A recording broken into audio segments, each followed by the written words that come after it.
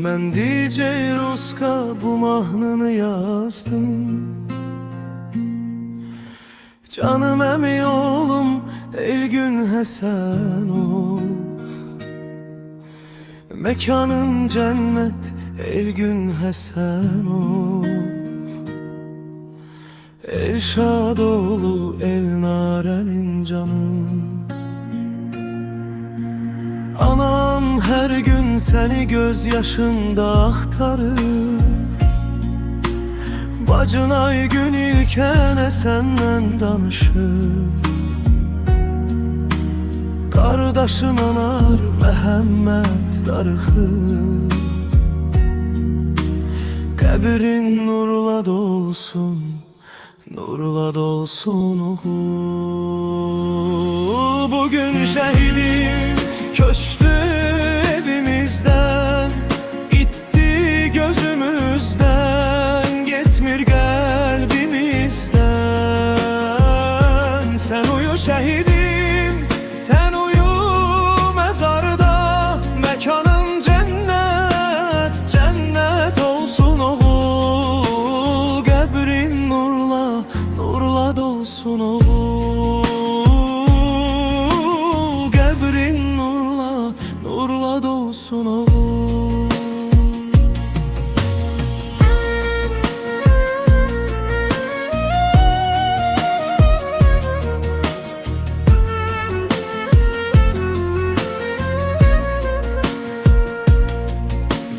Ana ağlama, qara bağlama, oğlum şehit oldu gururlan. Yarım ağlama, yüreği dağlama,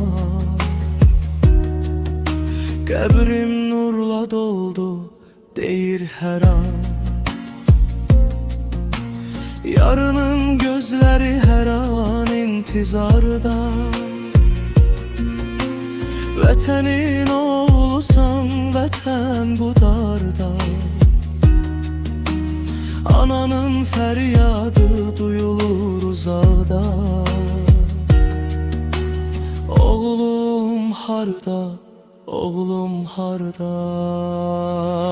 Bugün şəhinin köstü evimizden, itti gözümüzden, gitmir kalbimizden. Sen uyu şehidim, sen uyu mezarda, mekanın cennet, cennet olsun oğul. Qəbrin nurla, nurla dolsun oğul. Qəbrin nurla, nurla dolsun oğul. Senin adın kaldı bu evin divarında, dua kimi yaşayır her bakışta. Elgün sen gittin ama kaldın bizde, vətənin yüreğinde, şehitliğin seste. Bugün şehidim köçtü evimizden, gitti gözümüzden, gitmir kalbimizden.